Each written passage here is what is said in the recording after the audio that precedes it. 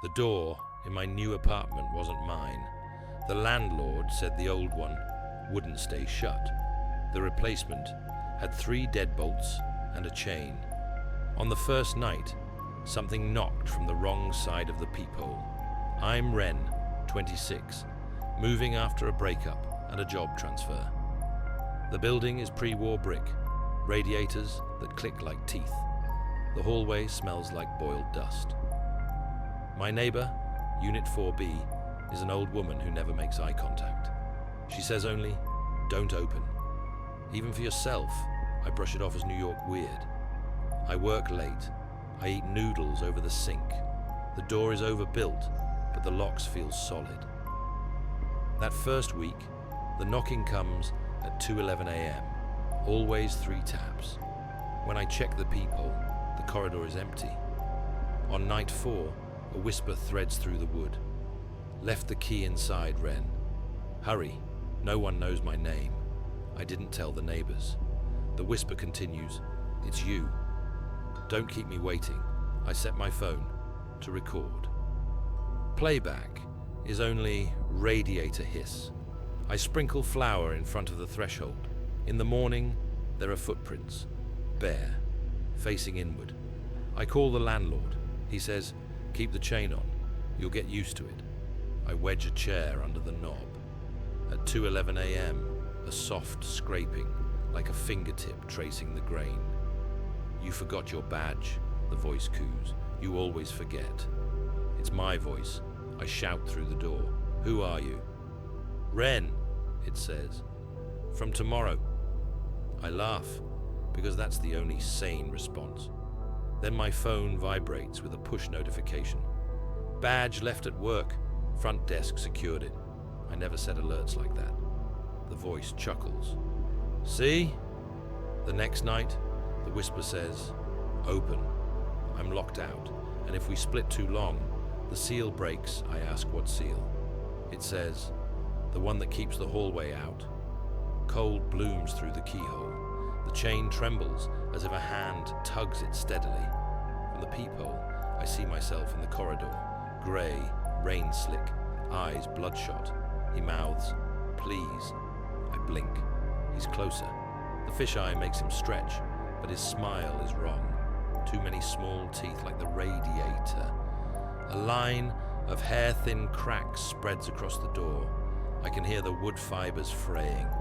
"If I don't come in," he whispers, "something else will." I slide the chain off. The moment the chain falls, a second voice behind him says, "Thank you." The corridor lights stutter. The door slams inward by itself, not him. The hallway comes in. Everything past the threshold is wrong length. The apartment looks from a step too far away, as if I'm viewing it through a screen held by someone taller. The radiator teeth chatter. The old woman from 4B bangs on the wall, chanting in a language I don't know. I throw the chain up. The door catches with a shriek. The thing on my side isn't me. It stands too still, listening. "Borrowed," it says, "just for a night." I sleep in the tub with the water running, because the sound is solid, a barrier. At 2:11 a.m., the knocking resumes, gentle, from the inside. Question for the comments. Would you open the door for yourself? When my sister died, I got her kettle. It's the one that screams when water boils. The first night I used it, it whistled a warning in her voice. Not yet. Maya collected old things. She said they remembered. After the accident, I couldn't sleep, so I made tea in her kettle, a dented chrome relic with a black bakelite handle. My apartment was quiet, except for the hum of the fridge and streetlight buzz. When the kettle whistled, the note twisted into words. "Not yet," it said clearly. I turned off the flame. The steam sighed like someone relieved. The kettle started giving small commands. "Wait. Open. Don't look." I tested it.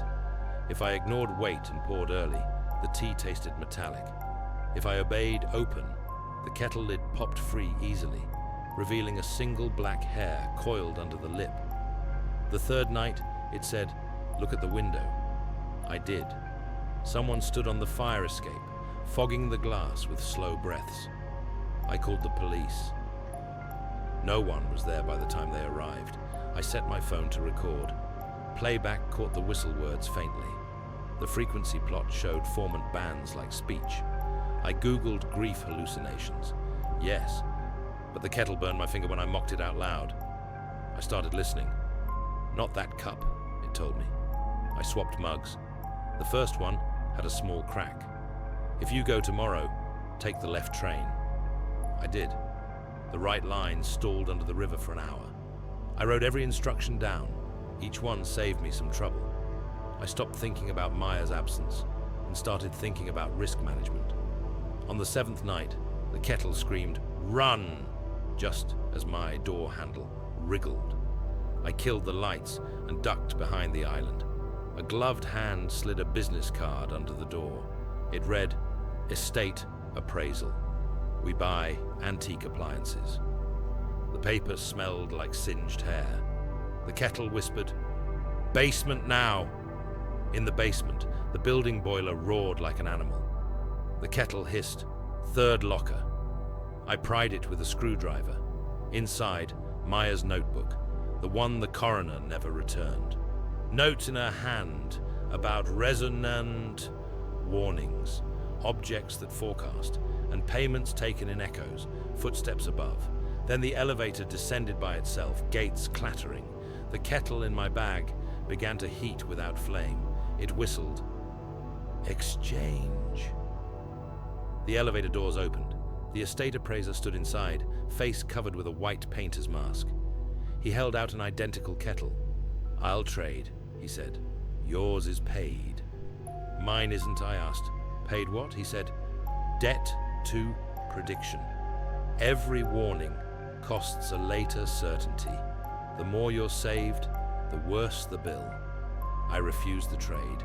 The kettle in my bag cooled. The man lifted his mask. There was nothing under it but a smooth, pink whistle mouth, a kettle spout where his face should be. I took the stairs. I moved the next day. I still listen to the kettle, but I keep a ledger. The last page is blank, except for one word written in Maya's hand, pressed up from the paper, as if it was written from below. "Soon." Would you keep an object that saves you if it also owns your ending? The camp brochure showed paddleboards and sunsets. It did not mention the mirror on the far shore that copies you a half-second late. The counselors called it heat shimmer. It blinked.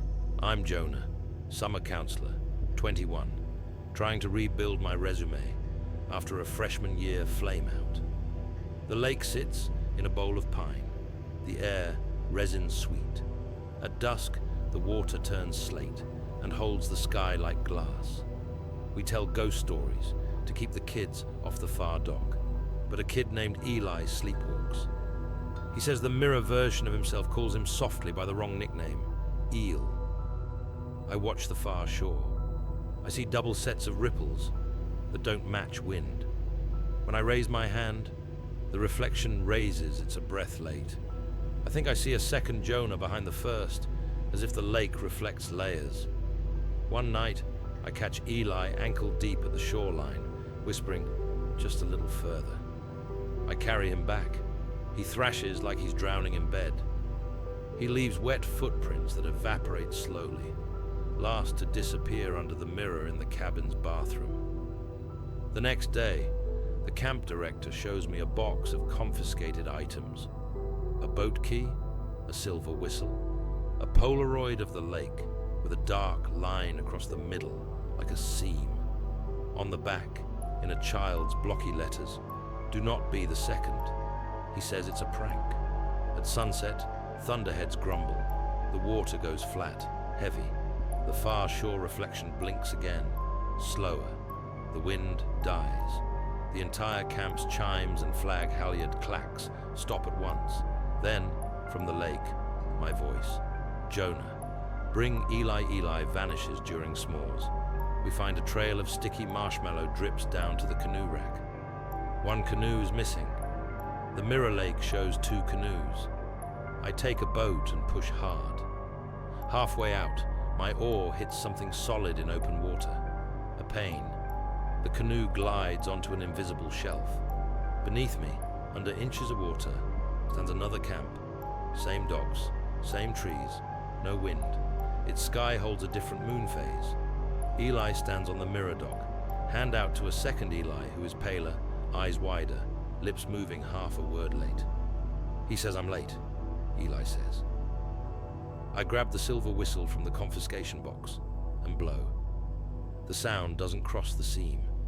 Sound piles up against the invisible glass and comes back thicker. The second Jonah steps out from behind mirror trees. He smiles, relief or hunger. He points to Eli, then to me. I pick Eli up. The shelf flexes like ice in spring. Mirror Jonah's smile fades. He puts his hand against the seam. Mine meets it. Warmth bleeds through like touching your own neck. I feel a tug at my wrist, a tiny suction. Do not be the second, I say. I step back. The lake exhales.